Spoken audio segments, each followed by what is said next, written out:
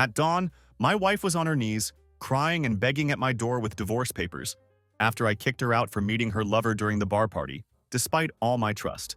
Be me, 29 years old, living what most would call a perfect life. Financial analyst making $120K a year, living in Denver with beautiful wife Sophia, have a great house in an upscale neighborhood, drive a luxury car. Life seems perfect from the outside. Everything changes on a Thursday night. Working late tonight, Sophia texts. Message is short and clipped, like she's too busy to type properly. Usually wouldn't think twice about it. Her job at the marketing firm is demanding, but something feels off tonight. I'm at home with our dog Max, mindlessly scrolling through Netflix. Max is curled up next to me on the couch. Sophia and I usually text throughout the day, share work updates, lunch photos, stupid memes. But today her phone has been unusually quiet. By 8:30 p.m., decide to surprise her with dinner. She loves the pasta from Giuseppe's, this tiny Italian place near her office. Figure it would be nice since she's working late. Almost at Giuseppe's when I spot her car, parked on the other side of town, outside some place called Aspen Lodge. Never been there before. Her car is unmistakable. University parking sticker on the mirror. That dent on the bumper, from when she hit a lamppost last winter. Heart starts pounding before my brain catches up.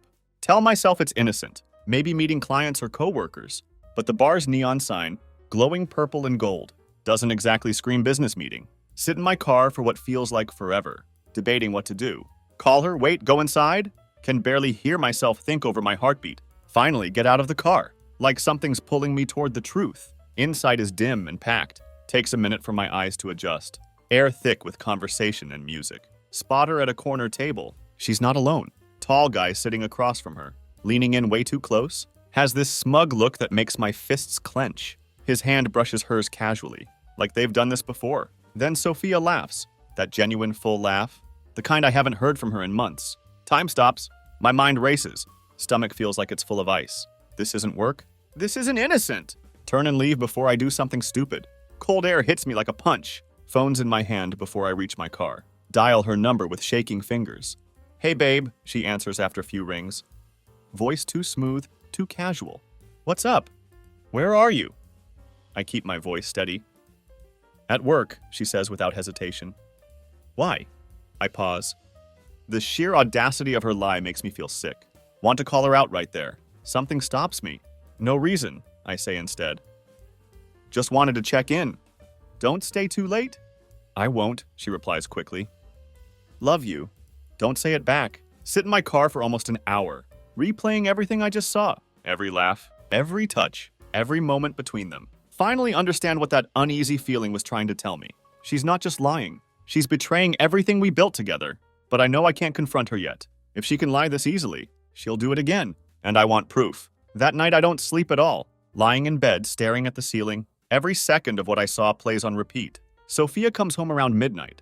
Doesn't turn on the lights. Whispers a quiet, sorry, didn't mean to wake you. Crawls into bed next to me. I pretend to be asleep. Her hair smells like citrus. It's her favorite drink, a grapefruit martini. She doesn't even try to hide it. Next morning, I act completely normal. Better than normal, actually. Make her coffee. Kiss her on the cheek. Ask about her work night. She spins this perfect story. So smooth, I almost admire the skill. Oh, it was brutal, she sighs dramatically. Linda wouldn't stop talking about her cat's health issues. And don't get me started on the client presentation. Sounds rough, I say, keeping my voice light. Inside, I want to scream. No, I can't let her keep lying. After she leaves for Saturday Pie Ladies, open her laptop. Sophia isn't great with technology. I've always set up her devices. Passwords haven't changed since I last helped her. Months ago. Emails are clean. Too clean, actually. But her Instagram DMs tell a different story. Right at the top is a thread. Guy named Christopher. No last name. Just Christopher. Open it, and the truth spills out. In bright, damning detail. Christopher, last night was amazing. Can't stop thinking about you. Same here. Wish we didn't have to hide this. Being with you feels so free. Soon we'll figure it out. Each message feels like a punch to the gut. Thread goes back months. Inside jokes, late-night conversations, pictures of drinks at different bars. One photo stops me cold. From a weekend I spent at a business conference. Sophia and Christopher, smiling on the deck of some mountain cabin, her arm around his waist, his hand on her thigh. She told me she was at a wellness retreat that weekend. The betrayal cuts deep. But it's not just anger, it's humiliation. How many times had she come home, kissed me goodnight, told me she loved me, after spending the day with him? Or worse, the night. But I don't stop looking. Need more evidence. Need everything. Hands shaking as I scroll through messages. Find one where Christopher asks her to wear something specific. For their next date, another message has meeting details. Aspen Lodge, 8 p.m. That was the bar from last night. This isn't just some affair. It's a whole second relationship, complete with plans, secrets, memories she built while destroying ours. By the time she comes back from Pallades, I have everything. Screenshots of their messages, pictures of them together, log of every work night and girls' weekend she used as cover. When she walks in, Pilates mat over her shoulder. I smile casually. Hey, I say. How was class? She grins back, completely oblivious. Great, really needed it. You okay? You seem relaxed today. I feel great, I tell her. Meet her gaze with a calmness that surprises even me. She kisses my cheek, heads for the shower. I watch her go, knowing this act can't last much longer. But I'm not confronting her yet. No, I have a plan now. A way to end this on my terms? Spend the next week setting everything up. Sophia acts like nothing's changed, completely unaware her web of lies is unraveling. Every time she smiles at me, or kisses my cheek before leaving, feel this mix of disgust and determination. She doesn't know it, but she just walked onto my chessboard, and I'm planning to checkmate her in one perfect move. First step is laying the bait. Start mentioning work events of my own. Drop hints about being busy in the evenings, not actually going anywhere. Want to see if she'll take the opportunity to sneak around. Sure enough, first night I mention a client dinner. She practically jumps at the chance. Oh, that's great, she says. Was thinking of doing a girls' night with Victoria anyway? Voice a little too casual. Victoria, her best friend, lives 3 states away, but I play along. Sounds like a plan, have fun. Leave the house. Pretend I'm heading downtown. Instead, park a block away and wait. Like clockwork, Sophia leaves an hour later. Wearing this blue dress I haven't seen in years. The kind she used to wear when we first started dating. Drive straight to Aspen Lodge. Follow her inside. Careful to keep my distance. She doesn't notice me. Slides into a booth. Greeted by none other than Christopher. They order drinks. Lean into each other. Like they're the only people in the world. My stomach churns. But stay focused. This isn't the moment for confrontation. It's the moment to document. Take photos discreetly from across the bar. Her hand resting on his. Their heads close together. The way she laughs with him. Haven't seen her laugh like that with me in months. Makes my blood boil. But keep my cool. When they leave together, follow them to the parking lot. She climbs into his car. They drive off. Don't follow them. Don't need to. Have everything I need for now. Second step is gathering allies. Reach out to Victoria. Her supposed alibi. Victoria's always been polite to me, but distant. Too loyal to Sophia. Still, know how to frame this conversation. Hey, Victoria, I text. Sophia mentioned she's been meeting up with you a lot lately. Thanks for being such a good friend to her. No, she's been stressed with work. Victoria's response comes quickly. We haven't seen each other since her birthday in March. Why? Is everything okay? Bingo. Tell her everything. To my surprise, Victoria isn't just shocked. She's furious. I don't know who this Christopher guy is, she says over the phone. But Sophia using me as her excuse. That's disgusting. Let me know how I can help. Third and final step is planning the reveal. No, I can't just confront her at home. She'd twist the narrative. Maybe even try to gaslight me. No, need an audience. Witnesses who can see the truth as clearly as I do. That's when inspiration strikes. We have an upcoming house party. Casual thing with friends and neighbors. Sophia loves playing hostess. Always basking in compliments about her charcuterie boards. And expertly mixed cocktails.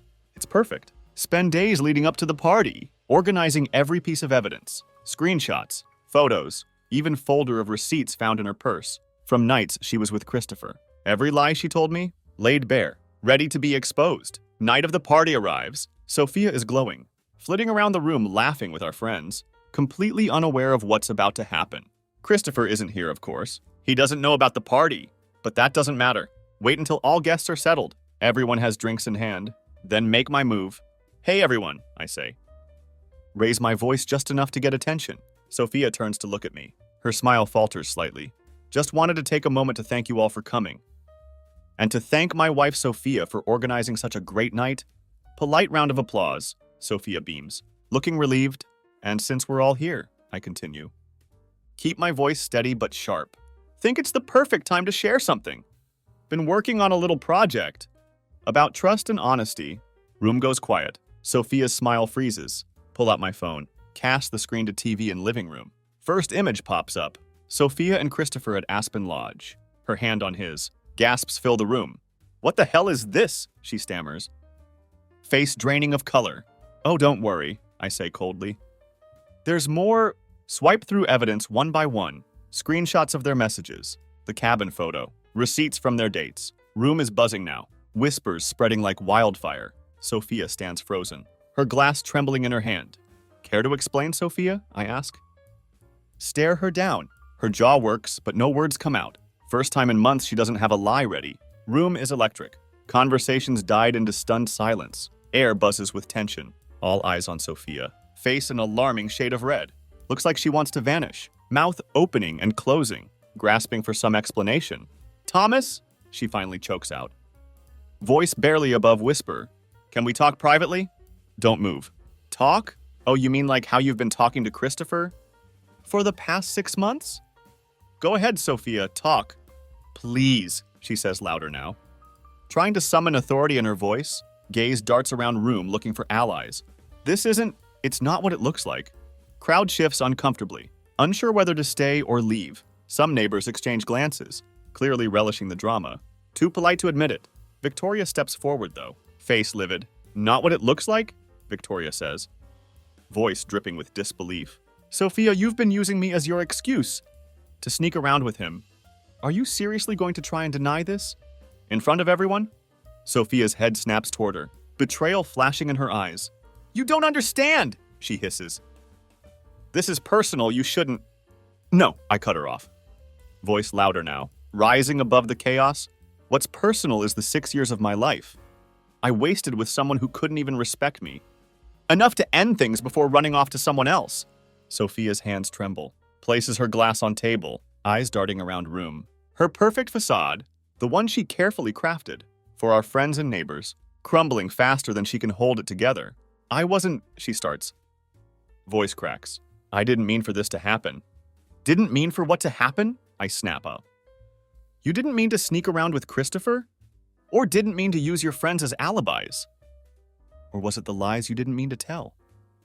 Every time you looked me in the eye and said you loved me, she stares at me, tears beginning to pool in her eyes. For a brief moment, think I see regret. But it's not enough to sway me.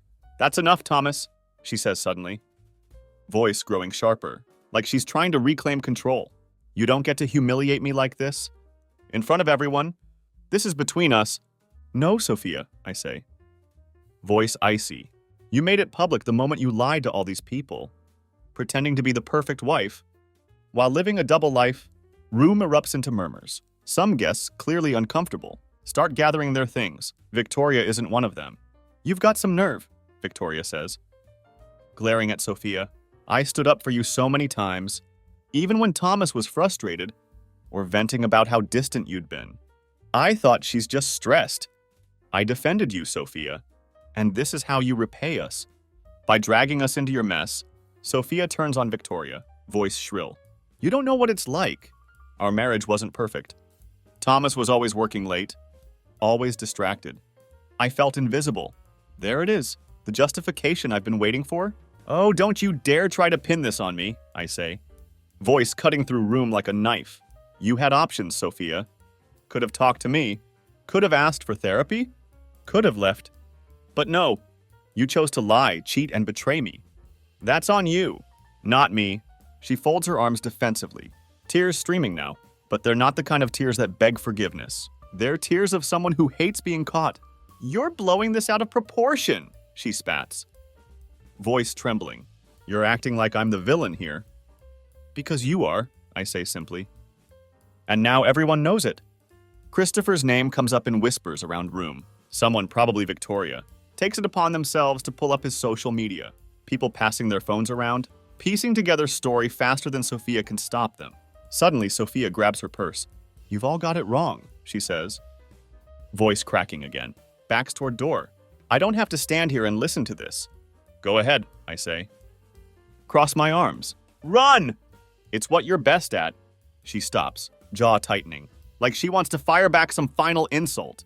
But she doesn't. Instead turns on her heel, storms out of house, slams door behind her. Silence that follows is deafening. Victoria turns to me, expression softening. Thomas, are you okay? Let out shaky breath. I will be. Room begins to empty soon after. People offering awkward goodbyes, murmurs of support. Victoria stays behind to help clean up, though there isn't much to do. Most food and drinks sit untouched. When last guest leaves, collapse onto couch, staring at now quiet living room. Adrenaline wearing off, leaving me exhausted, but strangely calm. Sophia is gone for now. But no, this isn't over. House feels cavernous that night, its silence louder than chaos. That unfolded just hours before. Sit alone in living room, staring blankly at mess. Untouched wine glasses, half-eaten charcuterie board. Max, our dog, sits at my feet, head resting on my knee, like he can sense weight of everything. Sophia hasn't come back. Don't expect her to, but doesn't make emptiness of house any easier. Spend most of night replaying party in head. Every word, every expression, every tear on Sophia's face. Was I too harsh? Did I make right call?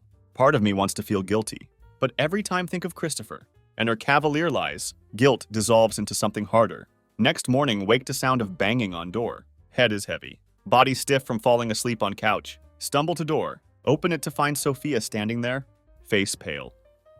Hair unkempt, still wearing same blue dress from night before, now wrinkled, like she spent night in her car, or worse, Christopher's bed. Thomas, she starts.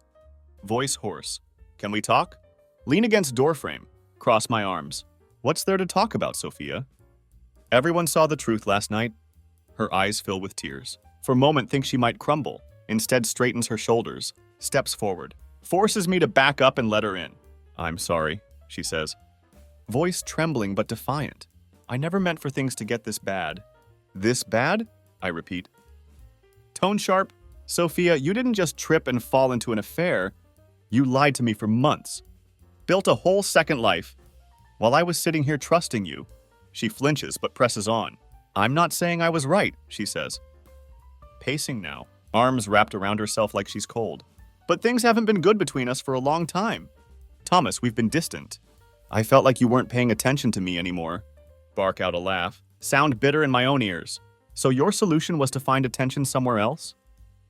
Do you even hear yourself? Her face twists in frustration. You don't understand how lonely I was, she snaps. You were always working late. Always stressed. Always distracted. I needed someone who saw me, who made me feel alive again. Christopher made you feel alive, huh? I shot back. Voice cold. Did he also make you feel alive when you lied to me every night? When you used Victoria as an alibi? When you sat across from me at dinner? Pretending everything was fine? Her tears spill over now. But they're not kind that beg for forgiveness. They're defensive, angry tears. I'm not the only one who's been checked out of this marriage. She shouts. You're acting like I'm the villain. But you haven't exactly been perfect either. For a moment, weight of her accusation hangs in air. Want to fight back? To shout that I'd always been there for her. That I'd given her every ounce of love and trust. But then realize something. She isn't apologizing. Not really. She isn't even owning up to what she'd done. You know what, Sophia, I say. Voice steady now. You're right? I'm not perfect. But I didn't betray you. I didn't go looking for someone else to fill a void. I didn't destroy our marriage with lies and deceit. That's all on you. Her face crumples. But don't stop. This isn't about me being distracted or busy. This is about you being selfish. You wanted more, so you took it? Without single thought about what it would do to me. To us. For long moments, she doesn't say anything. Tears stop. She looks at me with something can't quite place. Resentment, maybe? Or regret. So what now? She asks finally. Voice flat. Take deep breath. Answer already clear in mind. Now you pack your things. You go wherever you need to go. Christopher's place, a hotel. I don't care. But you don't stay here. Her eyes widen. Lips parting like she's about to argue. Raise hand to stop her.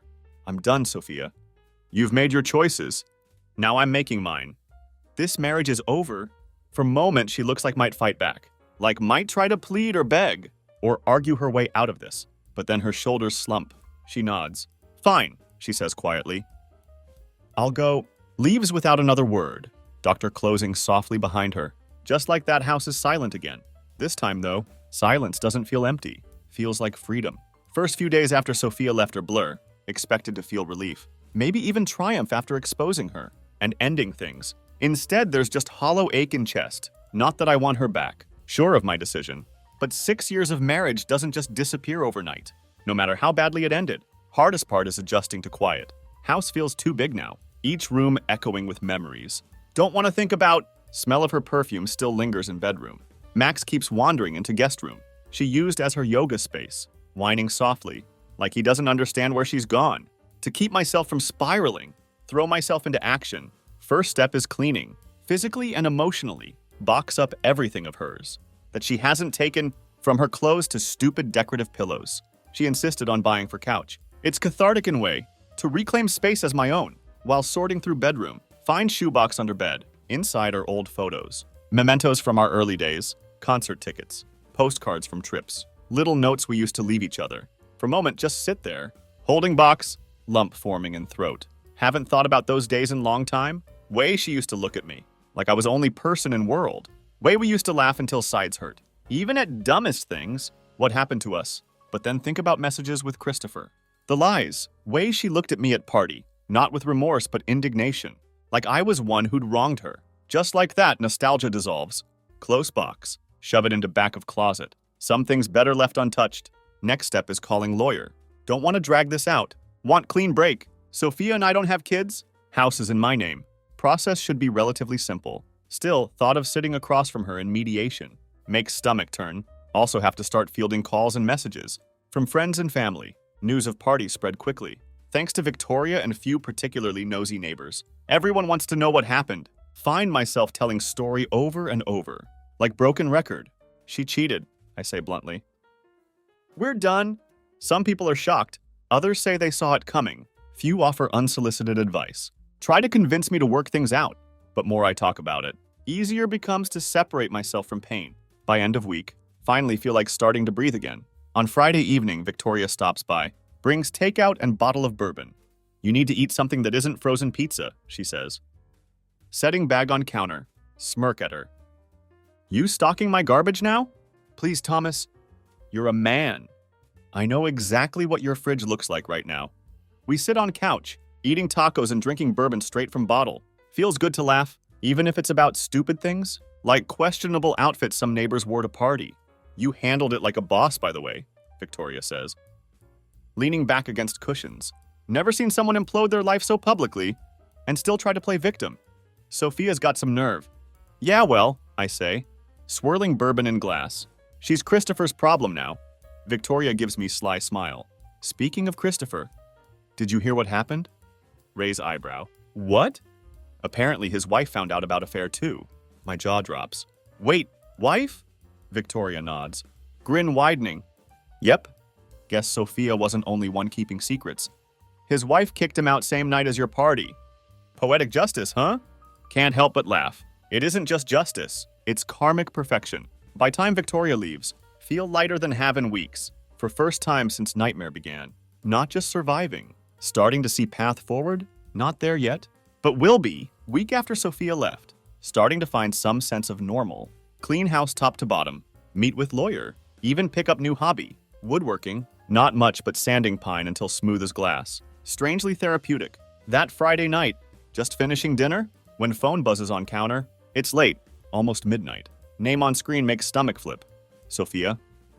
Stare at it for a moment. Thumb hovering over decline button. Part of me wants to ignore it entirely. But curiosity wins. Answer it. What do you want, Sophia?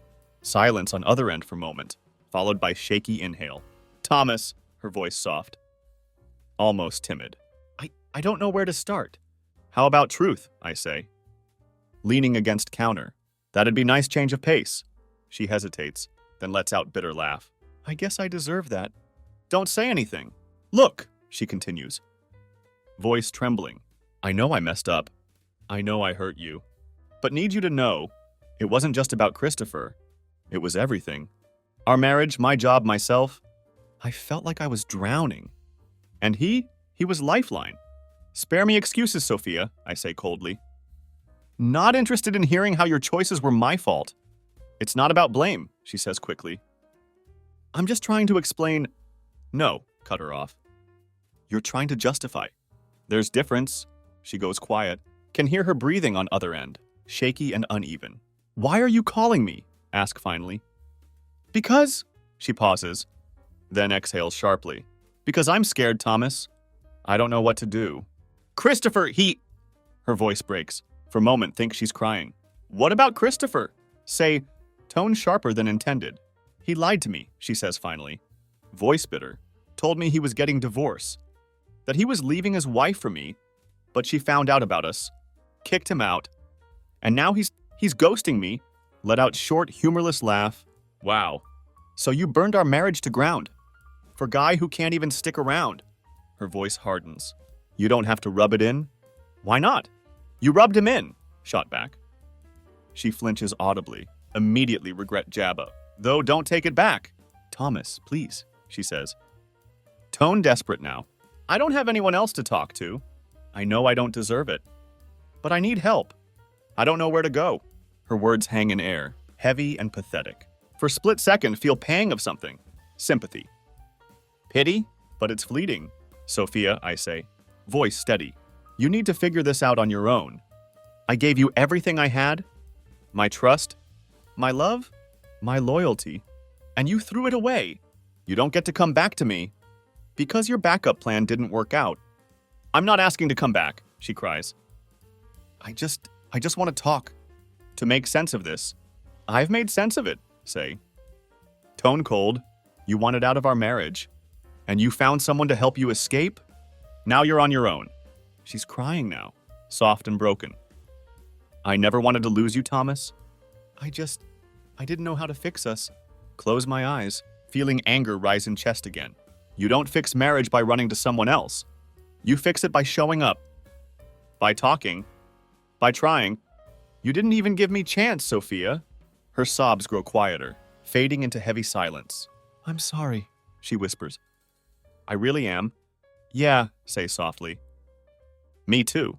Then hang up. For a long time, just stand there, staring at phone. Expected to feel angry or vindicated, but all feel is tired. It's not my job to save her. Not anymore. Pour myself drink. Sit on couch with Max. Open notebook. Not sure where to start, but want to write something down. Plan. Thought. Anything that would remind me. Have life to rebuild? Sophia would be my past now. Time to focus on future. Morning after Sophia's phone call. Wake up with strange sense of clarity. Not peace exactly. Not naive enough to think over what she'd done. But something about conversation shifted weight. Been carrying. Her desperation. Her regret. Her tears. It's not my problem anymore. Get up. Feed Max. Brew pot of coffee. As a rich aroma fills kitchen. Find myself glancing at notebook. Scribbled in night before. Still open on counter. Blank pages staring back. Flip to first page. At top had scrolled 2 words. What's next? Underneath jotted down few ideas. Fix deck. Sign up for woodworking class. Call mom. Figure out who I am without her. That last one stares back like challenge. For 6 years, life revolved around being Sophia's husband. Didn't realize how much of identity was wrapped up in her. Until she betrayed me, now standing at edge of something new and terrifying, but have to start somewhere. The deck. Been on my to-do list for over a year. Wood warped and cracked in places. Railing wobbles dangerously if lean on it too hard. Sophia always pushed to hire someone, but insisted could do it myself. Now actually have time and motivation. Spend next few days at hardware store. Picking out supplies. Watching YouTube tutorials on deck repair. Slow, messy work. But something satisfying about it. Every nail hammered. Every board replaced. Feels like small victory. Tangible reminder that capable of rebuilding. Not just deck but life. By end of week deck is solid and smooth.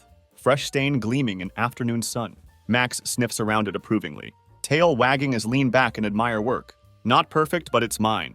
The woodworking class. Starts on rainy Tuesday evening. Almost bail. Not sure want to be around people yet, let alone strangers. But something pushes me outdoor. Before know it. Standing in workshop. Smells like sawdust and varnish. Instructor. Gruff older man named Robert. Hands me block of oak. Tells me to carve something simple. Doesn't matter what it is, he says. Just get your hands moving. Spend next 2 hours shaving wood down into something vaguely resembling dog bone. Not great, but Max seems to like it when bring it home. Over next few weeks, find myself looking forward to classes. Hum of tools. Smell of wood. Quiet focus of creating something with hands. Exactly what needed. One evening, Robert pulls me aside. Hands me piece of walnut. Try this next, he says. Tougher than oak. But think you're ready. Small gesture. But feels like progress. Reconnecting. Takes while to make that call to mom. She'd been texting non-stop since party, offering support, advice. Occasional passive-aggressive comment. about how she never really liked Sophia. When finally call her, answers on first ring. Thomas, I've been worried sick. How are you holding up? Talk for over an hour. She tells me about neighbor's new dog, her latest attempt at gardening, plans to visit my sister in Colorado. For first time in long time, feel like just Thomas. Not Thomas the husband, not Thomas the victim, just me. By time we hang up, realize how much missed her. Something unexpected. During one of woodworking classes, meet her. Her name is Isabella, working on chair that looks like belongs in museum. Has streak of sawdust on cheek. Focus so intense it's almost intimidating. Don't say anything to her at first. Honestly, not even sure want to. But as weeks go on, end up next to each other more often than not. Swapping tips, laughing over mistakes. One evening, as cleaning up, she turns to me. You're pretty good at this for beginner. Thanks, say surprised. You're amazing. That chair is ridiculous. She smiles, brushing hair back with hands streaked with varnish. It's work in progress. Nod, feeling strange warmth in chest. Aren't we all? It wasn't date. It wasn't promise. But it was something. For first time in months. Feel like moving forward. Isabella's chair turns out to be masterpiece. See it completed one evening in class. Polished and perfect. Every curve and joint seamless. She catches me staring. Smirks. It's just a chair, Thomas. Yeah, and Da Vinci just painted. Shot back. Grinning. Our banter has become quiet constant. During those evenings, it isn't flirtation. At least don't think it is. Isabella has this groundedness about her. Makes her easy to be around. Like she can see through all mess, without needing details. We don't talk about relationships or heartbreak, which is exactly what needed. Instead, talk about present, projects we're working on, stubborn quirks of Walnut, Robert's grumpy but secretly encouraging teaching style. For those 2 hours, world narrows down to wood, tools, and simple tangible goals. But outside workshop, life still messy, Sophia's echoes, day divorce papers finalized. Don't feel relief expected? Instead, there's strange hollowness. Like cutting out piece of yourself, realizing it had been rotten all along, but still missing weight of it. Sophia doesn't fight divorce. Her lawyer passes along brief note of acknowledgement. Haven't spoken since that phone call weeks ago. Part of me wonders what she's doing now. Is she with Christopher? Or has their crash and burn left her as alone as I felt some nights? Shove thought aside. It doesn't matter. What does matter is house still bears her fingerprints. Her favorite mugs still sit in back of cabinet. Forgotten cardigan hangs on coat rack by door. Realize haven't really purged her from space. Not completely. So I do. Box up everything that reminds me of her. Right down to throw pillows. She insisted were accent essentials. Donate most of it. Keep only few practical items. That don't carry emotional weight. House feels different afterward. Like it finally belongs to me again. To celebrate, rearrange furniture in living room. It isn't much, but simple act of moving couch to different wall. Swapping out art. Makes space feel new. Reclaiming quiet. Silence that used to feel oppressive. Starting to become friend. Without Sophia's presence filling house. Learn how to appreciate stillness. Start reading again. Actual books, not just headlines on phone. Rediscover love for running. Taking Max on long jogs through neighborhood. One morning even dig out old guitar from closet. Strings are rusty, badly out of tune. But after some fumbling, manage to coax out few familiar chords. Feels like reconnecting with old friend. Chance meeting one Saturday. While walking Max at park, run into Isabella. Literally, Max lunges at squirrel, yanking leash from my hand. As scramble to catch him, nearly collide with her. She's sitting on bench, sketching something in notebook. Whoa there, buddy, she says. Catching Max's leash before he can bolt. Thanks, say breathless. As grab leash, he's usually better behaved than this. She looks up at me, squinting in sunlight. Thomas from class, blink. Surprised to see her outside. Familiar haze of sawdust and varnish. Isabella, hey. Small world. End up walking together. Max trotting happily ahead. Learn she lives nearby. Been coming to this park for years. Tells me about her job as interior designer. How woodworking is her way of escaping stress. It's nice to make something with your hands, she says. Something real, you know? Nod. Yeah, it's been grounding for me. Helps keep me out of my own head. She smiles. For a moment, feel warmth of her presence. In way that startles me. When reach edge of park, she hesitates. Well, I should get going. But maybe I'll see you around. Yeah, say quickly. Feeling flicker of something. Haven't felt in long time. I'd like that. And new beginning. That night sit on freshly restained deck. Max at my side. Think about how much changed in few months. Life thought built with Sophia is gone. But in its place, something else growing. Don't know what future holds. but for first time in long time, not afraid of it. Isabella's smile lingers in mind. As stars come out, quiet reminder that rebuilding, not just about fixing what's broken, sometimes about making space for something new. First time truly feel free is on ordinary Tuesday. Wake up early, sunlight streaming through blinds, Max snoring softly at foot of bed. No rush to get anywhere, no tension in chest, no lingering resentment, gnawing at edges of thoughts. Just sound of birds outside and promise of new day. It isn't some grand moment of clarity or dramatic milestone. It's subtle, peaceful. For first time in months, feel like really living again, building new routine. Moving on isn't about forgetting Sophia, not about replacing her either, about reclaiming parts of myself neglected. Start running more regularly. Exploring trails outside city, Max becomes constant companion. His energy keeping me motivated, even on days feel sluggish. Fresh air and rhythm of feet pounding dirt helps clear mind. Woodworking classes with Isabella become weekly highlight. Finished my first project. Small bookshelf for living room. Now working on coffee table. Isabella teases me about perfectionism, but don't mind. Her laughter is easy. Her presence grounding. We don't hang out outside class much. Aside from that walk and park, but there's unspoken understanding between us. She has her life. I have mine. For now, that's enough. The last tie to Sophia. One afternoon, get text from her. Hey, can we talk? Stare at message for long time. Debating whether to respond. End up deciding to meet her. Not because want closure. Already found that. But because want a closed door for good? Meet at cafe downtown. She looks different. Like aged years in just a few months. Her usual confidence gone. Replaced by something fragile. Thanks for meeting me, she says. Voice soft. Nod keeping face neutral. What do you want, Sophia? She fidgets with coffee cup. I wanted to apologize for everything. I know I hurt you, Thomas.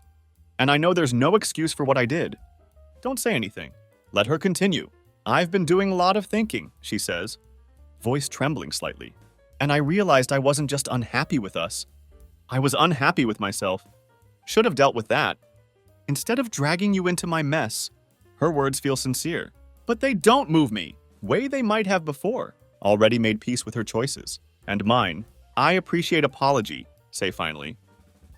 But I've moved on, Sophia. There's nothing left to fix here. She nods slowly, tears welling in eyes. I get it. I hope someday you can forgive me. I already have, say, surprising myself with how true it feels. But forgiveness doesn't mean forgetting. And it doesn't mean we can go back to what we were. She bites lip, then gives small, sad smile. You deserve to be happy, Thomas. So do you, say standing up. Goodbye, Sophia. As walk away, feel lighter than had in years. Something new. Week later, Isabella and I run into each other at park again. This time ask if wants to grab coffee. Spend afternoon talking, her eyes lighting up. As tells me about latest design project, has way of making everything feel exciting. Even mundane details of choosing fabric swatches. Why woodworking though?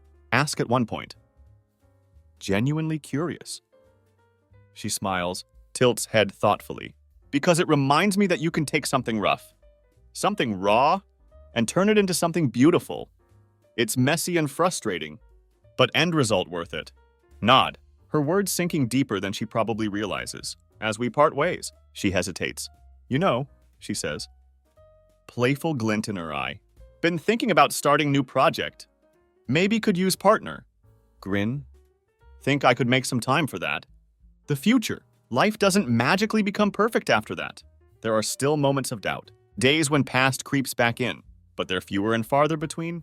What matters is finally moving forward. Rebuilding isn't just about fixing what was broken, about creating something entirely new. For first time in long time. Feel like exactly where supposed to be. Weeks after that second coffee with Isabella, feel like stepping into sunlight. After months in shadows, our conversations flow easily, like two rivers converging. No pretense, no pressure, just honest, simple connection. One evening after class, as packing up tools, she glances at me. With look haven't seen before. You know, she says, voice light but purposeful. We're overdue for another walk in park. Max's leash handling skills can only have improved. Laugh, feeling that familiar warmth bloom in chest. Think Max would approve of that plan. Meet next Saturday morning. Autumn air crisp. Leaves paint park in vivid shades of orange and gold.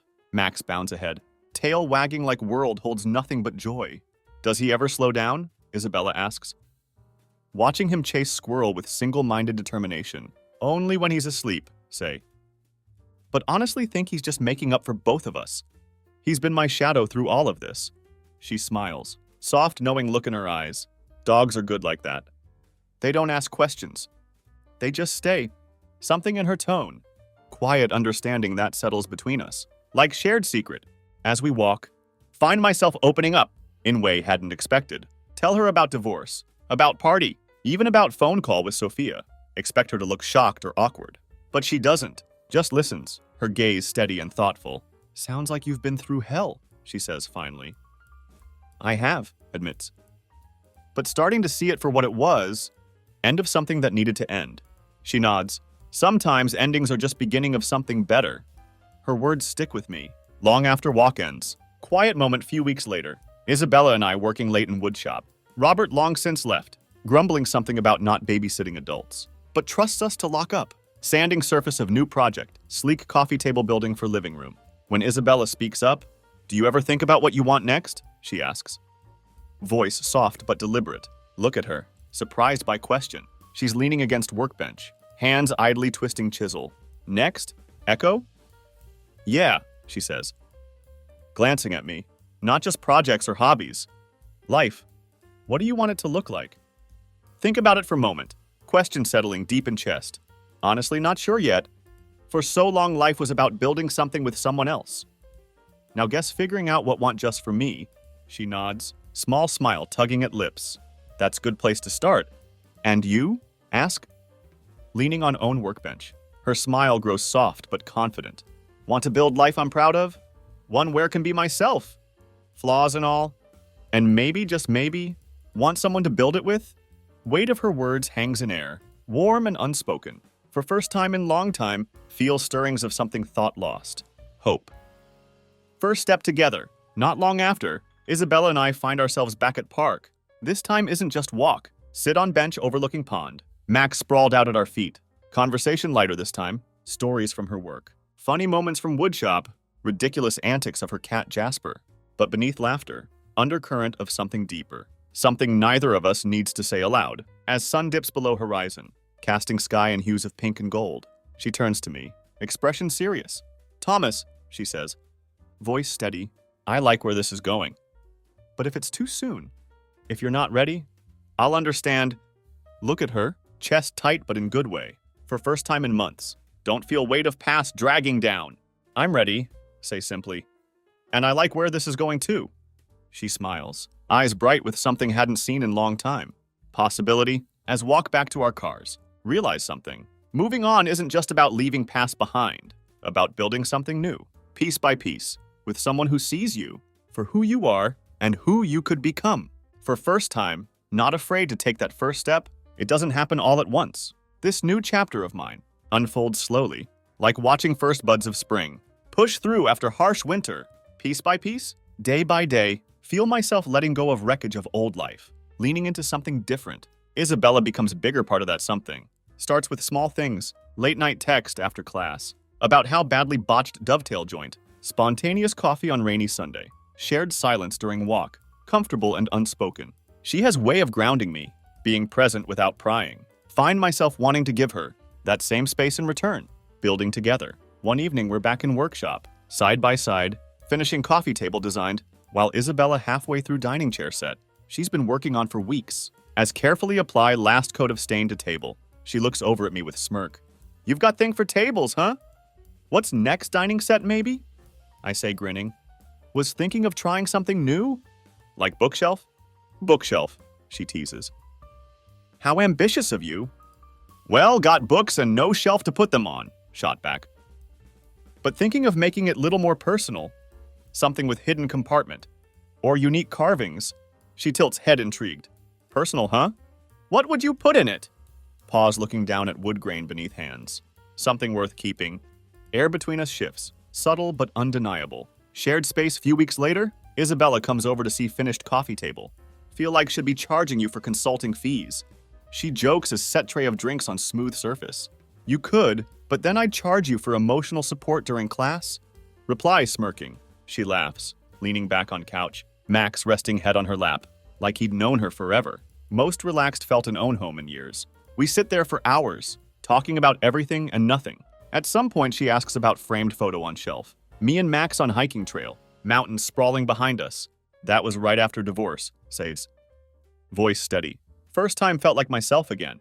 Her expression softens, but she doesn't offer pity, instead nods.